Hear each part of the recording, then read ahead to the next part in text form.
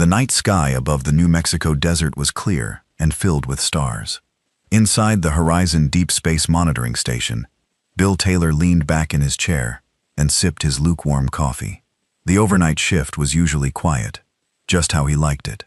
A soft beep from his computer broke the silence. Bill set down his mug and leaned forward.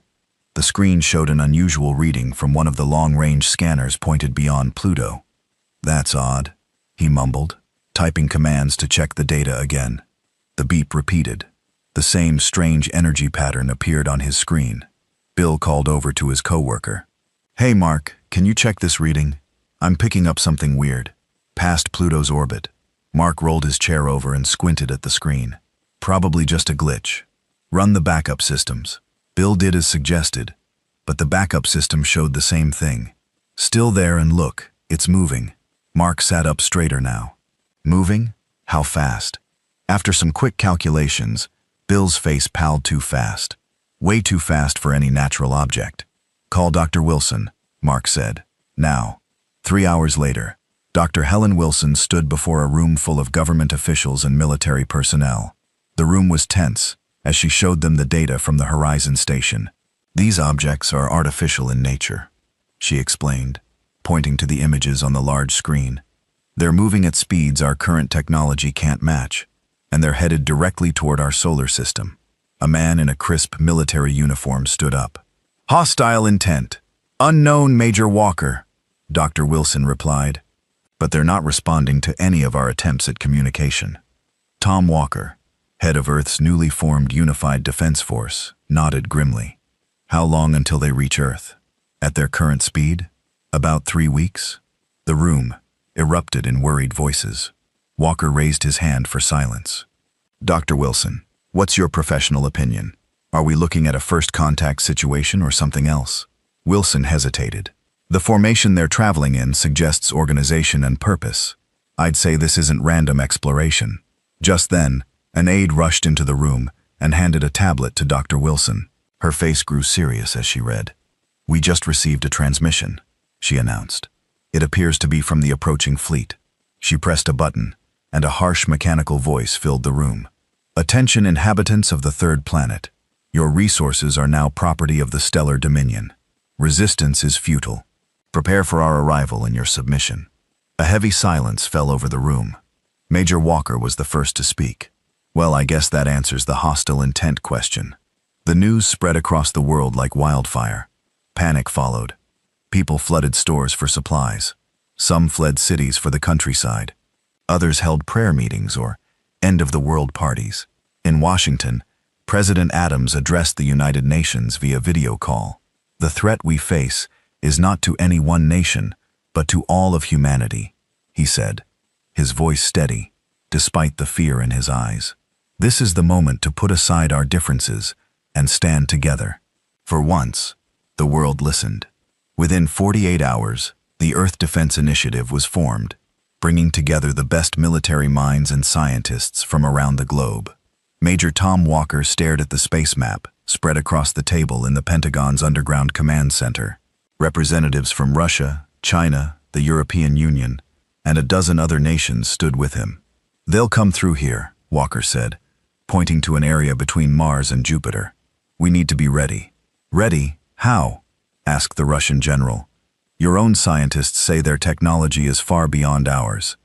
"Maybe so," Walker admitted. "But they don't know our solar system like we do, and they've never faced humans before." A Chinese military official shook her head. "Our most powerful weapons can barely reach Mars, let alone stop a fleet beyond it." "Then we don't fight them head-on," Walker replied. "We fight smarter, not harder." At NASA's Jet Propulsion Laboratory, Dr. Anna Miller worked without sleep. Her team had been analyzing the alien transmission for days. "Look at these patterns," she told her colleague, Dr. Pete Brown. "Their communication technology uses a specific radiation frequency to transmit data." So Pete asked, "So that might tell us something about their biology, or their technology?" Anna explained, "All life evolves to function within its environment. If they use these frequencies, they might be particularly sensitive to them." Pete understood immediately. "Or sensitive to frequencies they don't use, Like how we developed to handle visible light, but not X-rays. Anna nodded excitedly. Exactly. And look at this. When our deep space probes sent out signals on certain bands, we got fluctuations in their ship formations. They reacted, or their systems did, Anna said. I think we might have found a weakness. On the moon's far side, a small team worked quickly to establish a forward base. Jack Stone, a veteran astronaut, directed the setup of special equipment sent up from Earth. Careful with those panels, he called to his team. If Dr. Miller is right, these might be our best defense. Through his helmet visor, Jack looked up at the stars. Somewhere out there, the alien fleet was coming closer. Earth looked small and fragile from here. His radio crackled. Stone, this is Walker. How's progress? On schedule, sir. The array will be operational in 12 hours. Good. Our satellites are in position near Mars orbit. The plan is coming together. Jack hoped it would be enough. Commander Vex stood on the bridge of the Dominion flagship, watching the primitive solar system grow larger on the main view screen. This conquest would be simple like the dozens before it. Status report, Vex ordered. His second-in-command responded promptly. The third planet continues to broadcast chaotic communications, Commander. They appear disorganized and frightened, as they should be, Vex said with satisfaction. Any signs of unified defense? None worth noting. They've launched some simple satellites, but nothing that poses a threat to our shields. Vex made a sound of contempt. This species hasn't even colonized its neighboring planets. They'll make good labor for the mines. We've detected unusual radiation patterns from their star, the science officer noted. Irrelevant. Vex dismissed. Adjust shields as needed. We'll be past their fourth planet soon enough. Back on Earth, Major Walker watched the holographic display showing the alien fleet approach. They had passed Neptune's orbit and were heading inward quickly. They're taking the bait, he said to President Adams, who stood beside him. They're not even bothering to destroy our satellites and Dr. Miller's theory, the president asked. Walker smiled grimly, about to be tested. In the adjacent room, Anna Miller calibrated the final settings on her equipment. Her discovery had been surprising, but made perfect sense in hindsight. The aliens came from a star system with different radiation patterns than our sun. Their technology, and possibly their biology, had evolved accordingly. We're ready, she announced. The network is online. Walker nodded. Begin the operation. Anna pressed the activation key. Across the solar system, hundreds of specially designed satellites powered up. Each began emitting the precise radiation frequencies her team had identified as potentially disruptive to alien systems. It was a solar system-wide trap, with Mars orbit as the trigger point. On the main screen, they watched the alien fleet continue its approach, unaware of what awaited them. The first ships were now crossing into the outer edges of the radiation web. Now we wait, Walker said quietly, and hope. The fate of humanity hung in the balance as the stars continued their silent watch over the developing battle. The aliens had come to conquer Earth, but they would have to get past Mars first, and humanity had decided that wouldn't happen. The news about the alien fleet spread to every corner of Earth. For the first time in history, all TV channels showed the same thing. People huddled around screens in homes, bars, and town squares. The message was clear. An alien force was coming to take over Earth. In New York, the United Nations building was busier than ever before. Guards checked IDs as world leaders hurried inside. No cameras were allowed in the main meeting room, where Major Tom Walker stood before the gathered representatives. We have 3 weeks, Walker said, his voice firm. 3 weeks to prepare for an enemy more advanced than anything we've faced. A woman from Brazil stood up. What chance do we have? Their ships can travel faster than anything we've built. Walker nodded. They're ahead of us in some ways. But we have advantages too. We know our solar system. We know what the sun can do, and we're fighting for our home. The room grew quiet. Then an older man from Japan spoke up. My grandfather told stories of how small forces defeated larger ones through clever thinking. Perhaps this is such a time. Walker smiled for the first time that day. Exactly. We don't need to match their technology. We need to use what we have in ways they won't expect. By the end of the meeting, the Earth Defense Initiative was more than just an idea. It was a plan with global support. Every nation would play a part. Dr. Anna Miller hadn't slept in 2 days. Her lab at NASA was filled with empty coffee cups and half-eaten sandwiches. She barely noticed when Major Walker walked in. "Any progress?" he asked. Anna looked up from her computer. "Yes, look at this." She showed him a screen with colorful patterns. "These are the communication signals the aliens are using. See how they avoid certain frequencies. I think those frequencies might hurt them or their systems." Walker leaned closer. "You mean we found a weakness?" "Maybe." Anna pointed to another screen. "Their ships changed course slightly when our Jupiter probe sent out signals on this band. It was small, but it happened every time. Can we use this?" Anna nodded slowly. "If we can create enough radiation on these frequencies throughout the solar system." "Yes, I think we can hurt them. Maybe even stop them."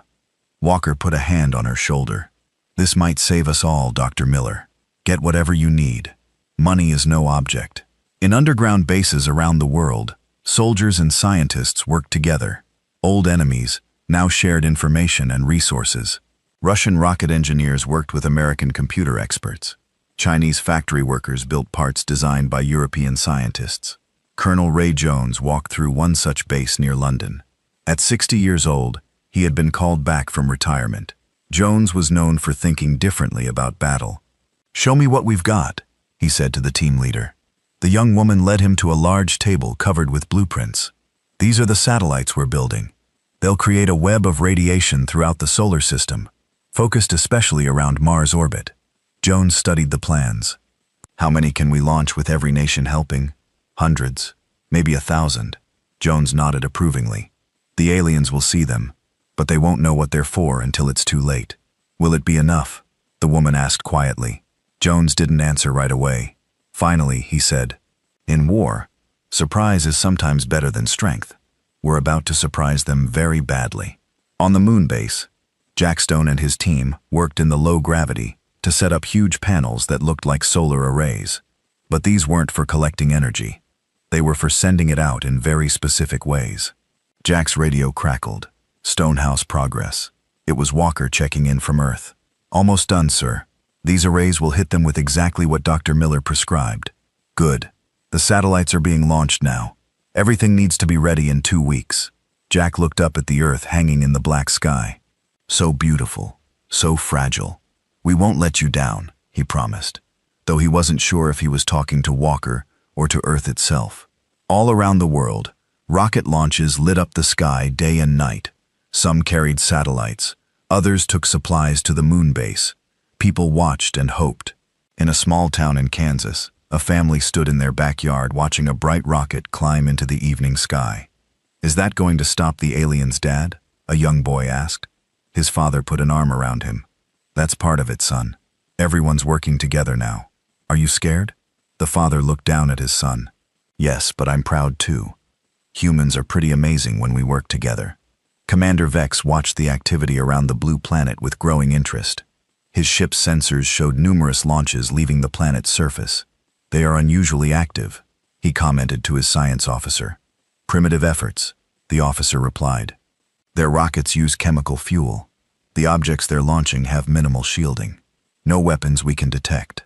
Vex made a sound of amusement. "Perhaps they're sending us gifts to earn our mercy." The crew laughed. None of them believed this tiny world could pose any threat to the mighty Dominion fleet. "Their sun produces unusual radiation patterns," the science officer noted. "Different from our home system. Is it a concern?" Vex asked. "No, Commander. Our shields are adjusted, though some of the radiation." "Interesting." Vex dismissed the comment. "Stay alert, but don't be concerned. This world will fall like all the others." Back on Earth, in the main control room of the Earth Defense Initiative, Walker gathered his top team. The wall screen showed the alien fleet passing Jupiter's orbit. 1 week, until they reach our trap near Mars, he said. "Are we ready?" Dr. Miller nodded. "The satellites are in position. The moon base is operational. We can create a radiation field that should severely damage their systems," Colonel Jones added. "And if it works, we'll follow up with everything we've got. Missiles, lasers, whatever, can reach them." Walker looked around the room at the faces of scientists and soldiers from dozens of countries. "For thousands of years, humans fought each other," he said. We've got pretty good at it. Now we'll show these aliens what happens when all that fighting skill works together. A young technician spoke up. Sir, we're getting readings from our outer satellites. The alien fleet has entered the first detection zone. Everyone turned to the main screen. Tiny dots representing the alien ships moved steadily toward the inner solar system. Any reaction? Walker asked. Not yet, sir. They don't seem to notice anything. Walker nodded. Good. Let them come a little closer. Dr. Miller looked nervous. The effect will be stronger when more satellites can reach them, but if they detect what we're doing too soon, they won't. Colonel Jones said confidently. They think we're primitives. That's their mistake. Walker looked at the screen, where Earth was a small blue dot. 1 week, he said quietly. 1 week to save everything. Around the room, humans from every nation and background stood together, united by a common purpose. For the first time in history, humanity wasn't fighting itself, but standing as one, against a threat from the stars. The greatest battle in human history was about to begin. The aliens had come to conquer Earth. But first, they had to get past Mars. And humanity had decided that wouldn't happen. Dr. Anna Miller stared at her computer screen, rubbing her tired eyes. She hadn't left the NASA lab in 3 days. The data patterns from the alien ships filled her screen with colored lines and numbers. You need sleep, said Pete, placing a fresh cup of coffee beside her. Anna shook her head. No time. Look at this. She pointed to a pattern on her screen. I've been studying their communication signals. The aliens evolved around a different kind of star than our sun. What does that mean for us? Pete asked. It means they're not used to certain kinds of radiation that our sun makes naturally. Anna's eyes lit up despite her tiredness. It's like imagine if you lived your whole life in a place with no loud noises, then suddenly heard a rock concert. It would hurt, right? Pete nodded slowly. And we can create that noise for them. Yes, our satellites can boost specific radiation types from the sun, types they've shown sensitivity to. Anna smiled. It won't destroy their ships directly, but it might disable their systems enough to make them vulnerable. Pete looked impressed. You just found their weakness. In the Pentagon War Room, Colonel Ray Jones stood before a group of military leaders from around the world. A large screen behind him showed the solar system and the approaching alien fleet. A direct attack won't work, Jones explained. Their ships would destroy our missiles before they got close, so we fight differently. He pointed to the area between Jupiter and Mars. We've positioned our satellites throughout this region. They look harmless, just simple observation devices. The aliens won't bother destroying them. How will simple satellites stop an invasion fleet? Asked a general from India. Jones smiled. Because they're not simple. They're radiation amplifiers designed by Dr. Miller's team. Together, they'll create a web of energy that targets the aliens' weakness. He pressed a button, and the screen showed a simulation of waves spreading through space. Think of it as a trap. We let them walk right into it, thinking there's no danger. Then we spring it when they're too deep to escape easily. A Russian commander nodded with approval. A classic ambush. Exactly, Jones said. But on a solar system scale. Jack Stone floated outside the moon base, making final adjustments to a large array of panels. Earth hung in the black sky above him, blue and peaceful. Through his helmet radio, he heard the voice of his teammate, Lisa. Final panel is aligned, Jack. We're ready here. Good work, Jack replied. Let's get inside. Walker wants a full system test in 1 hour. Once back inside the base, Jack joined his team in the control room. The screen showed the massive radiation amplifiers they had built on the moon's surface. These will hit them from behind, Jack explained to a new team member, while the satellites hit them from all other directions. Nowhere to run. Will it be enough? The newcomer asked. Jack's face grew serious. It has to be. Commander Vex stood on the bridge of the Dominion flagship, watching the planets of this primitive solar system grow larger on the view screen. They had passed the gas giant with its many moons and were approaching the inner system. Status report, Vex ordered. All systems normal, Commander, his second-in-command reported. We've detected numerous small objects in orbit around the 4th planet. Simple satellites as expected from a low-tech species. Vex nodded, and the 3rd planet still broadcasting chaotic messages. Their leaders are trying to maintain order, but we detect widespread fear, displeased Vex. Fear made conquest easier. Scared beings didn't fight well. Prepare the conquest protocols, he ordered. We'll be at the third planet in 5 days. The science officer approached cautiously. Commander, I'm detecting unusual solar radiation patterns in the space ahead. Explain. Our sun doesn't produce these specific frequencies. Our ships aren't designed to shield against them. Vex considered this briefly. Will it damage our ships? Unlikely, Commander, but it might cause minor systems interference. Noted. Adjust shields as needed. Nothing will stop our arrival.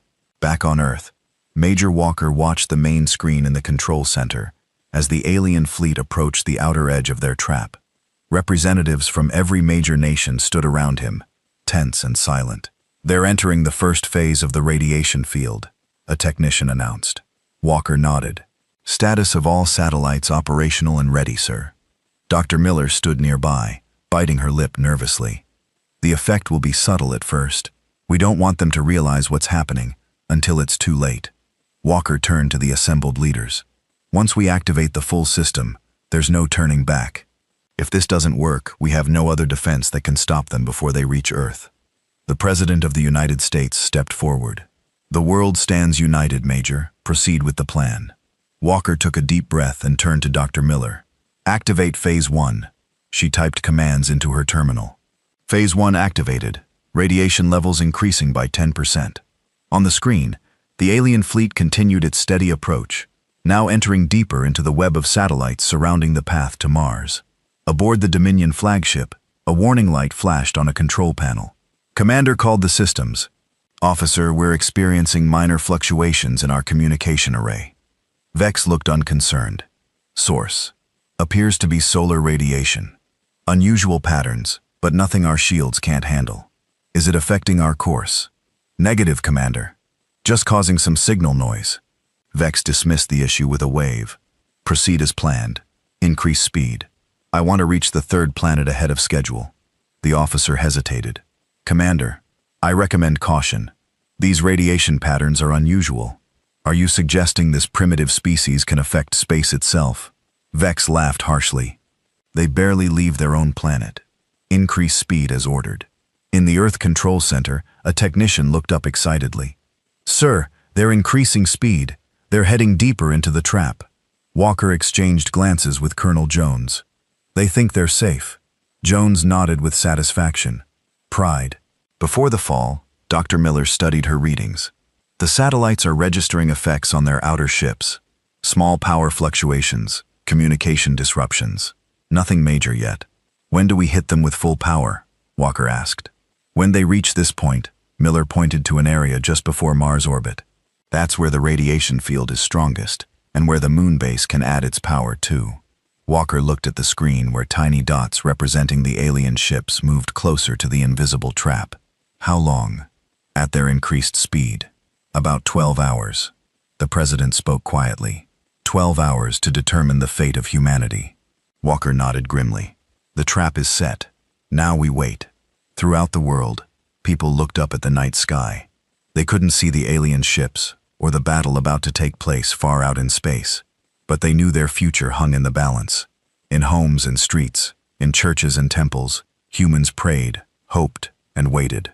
For the first time in history, all of humanity faced the same threat, shared the same fear, and hoped for the same victory. Out in space between Jupiter and Mars, the mighty Dominion fleet raced forward, unaware that they were flying into a trap set by the primitive humans they had come to conquer. The clever trap was about to be sprung. The control room at Earth Defense Initiative headquarters was silent, except for the soft beeping of computers. Major Walker stood with his hands behind his back, watching the main screen. The alien fleet was now deep in the radiation web, approaching Mars orbit.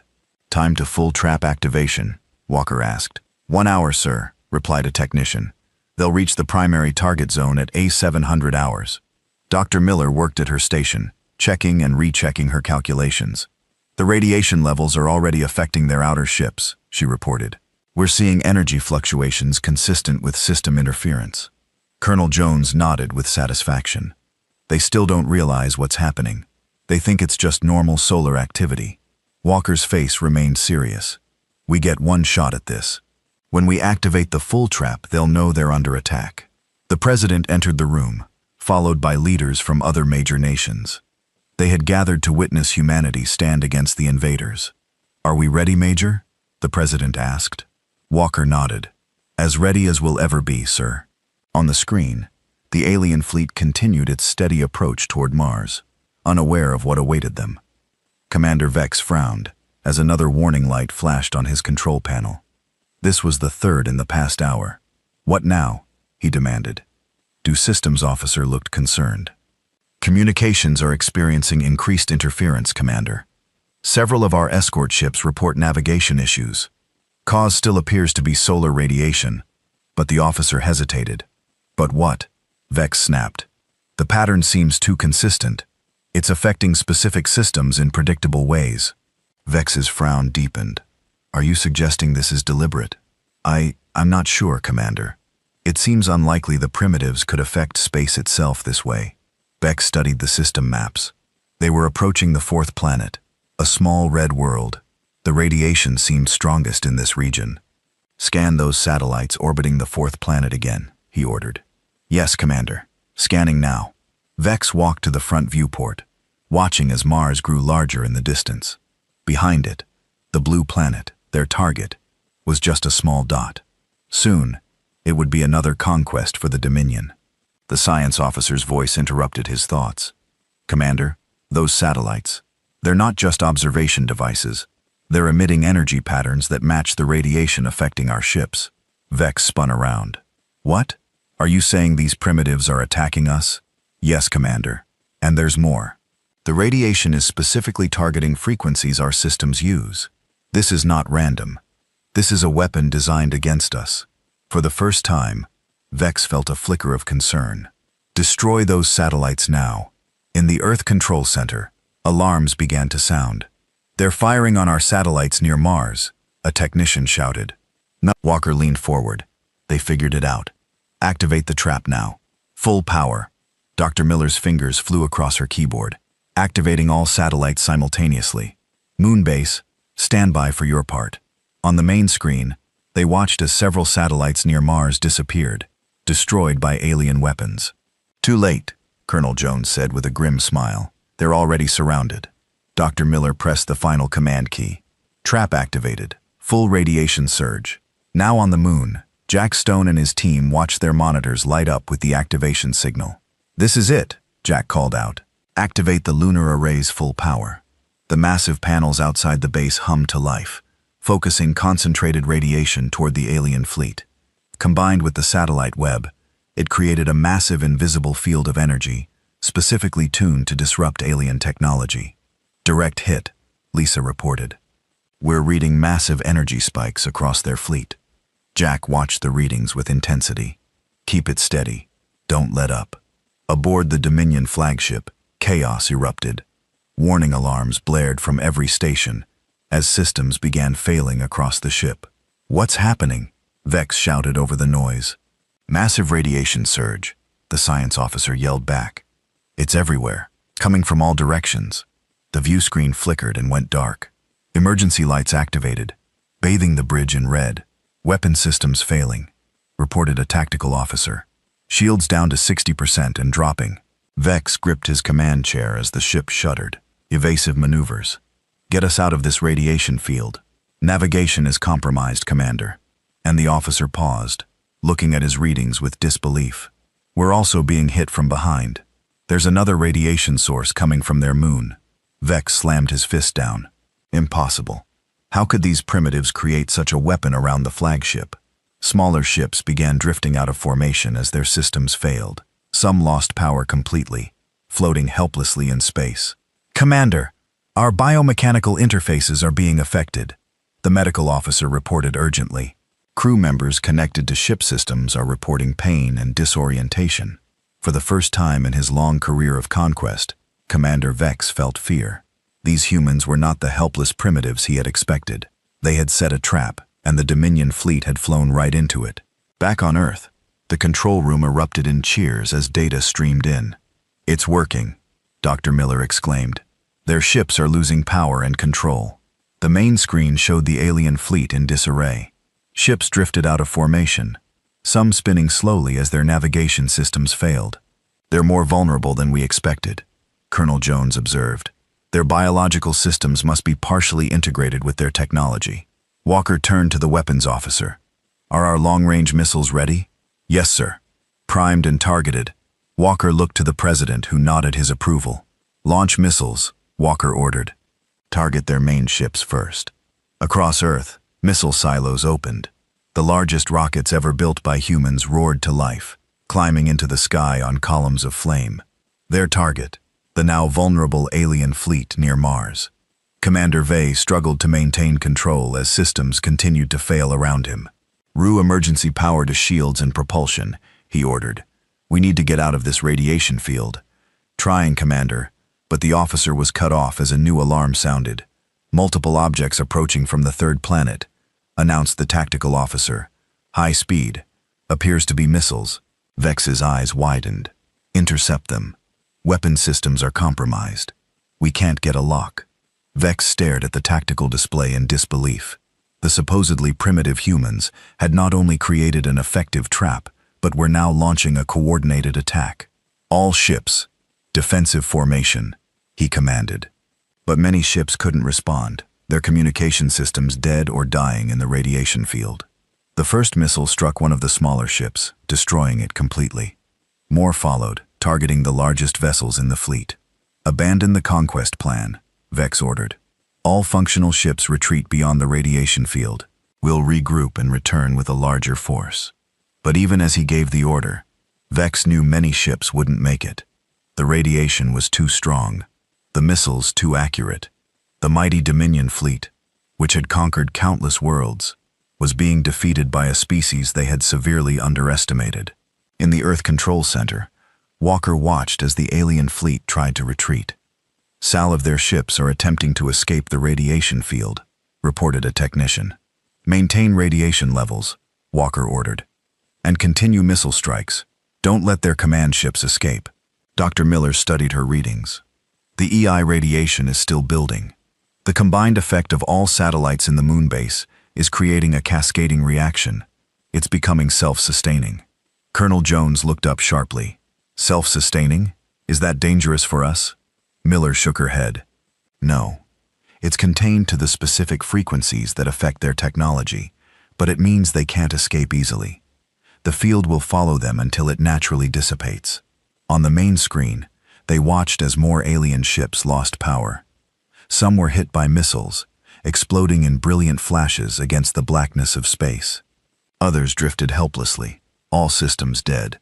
The president stepped forward, his face solemn but hopeful. "Is it possible? Are we winning?" Walker nodded slowly. "Yes, sir. I believe we are." Humanity had done the impossible, using ingenuity instead of matching the aliens' advanced technology. They had turned the solar system itself into a weapon. The battle for Earth had begun, and humans were winning. The battle near Mars continued for hours. In the Earth Defense Initiative control room, exhausted staff watched as the alien fleet fell apart piece by piece. "Status report," Major Walker said, his voice from giving orders. 80% of alien vessels show no power signatures," replied a technician. "Their main ships are badly damaged. No signs of organized resistance." Dr. Miller looked up from her station. "The radiation field is holding steady. Any ship that tries to leave is immediately affected." Colonel Jones studied the tactical display. "They're done. They can't fight and they can't run." A cheer began to spread through the control room. It started quietly with a few people, and quickly grew until everyone was shouting and hugging each other. Tears flowed freely. People who had been strangers days ago now embraced like old friends. The president raised his hands, calling for quiet. When the room settled, he spoke solemnly. "This appears to be a victory, but let's not celebrate too soon. Major Walker, what is your assessment?" Walker straightened his tired shoulders. "Sir, the alien fleet has been neutralized. They pose no immediate threat to Earth. However," he paused, looking at the screens showing disabled alien ships. "We need to decide what to do with the survivors." A heavy silence fell over the room. In the excitement of survival, few had considered what would come next. Commander Vex lay on the floor of his flagship's bridge. Emergency lights cast an eerie red glow over the scene of destruction. Half his crew were unconscious or dead. Their biomechanical implants overloaded by the radiation. The ship drifted powerless, spinning slowly in the emptiness between Mars and Earth. Through a viewport, Vex could see other Dominion vessels in similar states. Dark, lifeless hulks where proud warships had been. How? He whispered to himself. How did primitives do this? The science officer crawled to his side, badly injured but conscious. They used our own technology against us, Commander. The radiation. They found our weakness. Vex stared at the small blue planet visible in the distance. It looked so harmless, so small, yet it had produced beings capable of defeating the mighty Dominion fleet. Send the distress signal, Vex ordered weakly. The Dominion must be warned. Communications are dead, Commander, the officer replied. Nothing works. For the first time in his long life of conquest, Vex understood defeat. The humans would come for them now. The conquerors had become the conquered. On the moon base, Jack Stone and his team monitored the effectiveness of their radiation arrays. "We did it," Lisa said, her voice filled with wonder. "We actually did it." Jack nodded, watching the screen showing the disabled alien fleet. "Looks like Earth is sending ships to investigate the alien vessels. They want to capture their technology." "What will happen to the aliens?" someone asked. Jack's face grew serious. "That's not for us to decide, but I imagine we'll learn a lot from them and their ships." He looked up at Earth through the base's window. The blue planet seemed more precious than ever. "One thing's for sure," he said quietly. "Everything changes from today. Humanity knows we're not alone, and we know we can defend ourselves." 3 months later, Major Walker stood in a massive hangar at Area 51. Before him was the partially disassembled command ship of the alien fleet. Scientists and engineers crawled over it like ants, studying every piece of technology. Dr. Miller approached carrying a tablet. "Amazing news, Tom. The propulsion system works on principles we barely understood before. With this knowledge, we could reach nearby stars within a decade." Walker nodded. "And the weapons equally advanced. But honestly, our radiation trick was more effective than anything they had. They never expected to be vulnerable." They walked together through the hangar, past pieces of alien technology being carefully studied. "What about the prisoners?" Walker asked quietly. Miller's face grew serious. "They're cooperating mostly. Their commander, Vex, still refuses to speak, but others are providing valuable information, such as Miller stopped walking. Tom, they've conquered dozens of worlds, and the Dominion is much larger than just this fleet. They'll send others when they realize what happened." Walker frowned. "How long do we have?" "Years, probably. The Dominion is vast, but communication between stars takes time. We need to be ready when they come." Walker looked around at the alien technology. "Then we better learn fast." 1 year after the battle, the United Nations Space Command held a ceremony at their new headquarters. Representatives from every nation gathered to witness the unveiling of humanity's new defense fleet. 6 ships floated in orbit above Earth, visible on the huge screens in the ceremonial hall. They were unlike anything humans had built before, a far-perfect blend of Earth design and alien technology. The president stood at the podium addressing the crowd. "1 year ago we faced extinction. Aliens came to conquer Earth, believing us to be primitive and helpless. They never reached Mars." The crowd applauded, many with tears in their eyes, as they remembered the fear of those days. "Today, we unveil the Guardian fleet using technology recovered from the alien ships, combined with the ingenious radiation weapons that saved us. These vessels will protect Earth from any future threats." On the main screen, the ships activated their engines glowing with blue energy. "But we will not just defend, we will explore. The stars are no longer beyond our reach. Within 5 years, the first human expedition will leave our solar system." The applause was thunderous. In his new office at the Space Command, Major Tom Walker, now Admiral Walker, looked at a star map covering one wall. Small lights indicated the locations of known Dominion worlds based on information from the captured aliens. Colonel Jones, now his second in command, studied the map with him. "They'll come eventually," Jones said. "The Dominion won't forget what happened here." Walker nodded. "I'm counting on it. But next time we won't be waiting inside our solar system." He pointed to locations beyond the solar system. We'll have early warning stations here, here, and here, and the Guardian fleet will be ready. Jones smiled slightly. From nearly conquered to preparing our own defenses among the stars. Not bad for 1 year's work. Walker turned to the window, looking up at the night sky. The universe just got a lot smaller and a lot more dangerous. But humanity has proven one thing. What's that? Jones asked. That we belong out there. And anyone who thinks we're easy prey is making a deadly mistake. In the depths of space far beyond Pluto, a small probe drifted silently. It was the first of hundreds that would form humanity's early warning network. On its side was a simple message in multiple languages, including the Dominion script learned from the prisoners. It read, "This system is protected. Approach in peace or not at all." Inside the probe, advanced sensors watched the stars, ready to alert Earth to any approach. The message was clear to any who might come, with conquest in mind. Earth was no longer an easy target. They had come to conquer Earth, but were killed by humans before they reached Mars. Any others who tried would meet the same fate. Humanity had taken its first steps into a larger universe, not as victims, but as equals, ready to defend their home. As Admiral Walker had said at the launch of the Guardian fleet, "Today, we put the stars on notice. Humanity has arrived,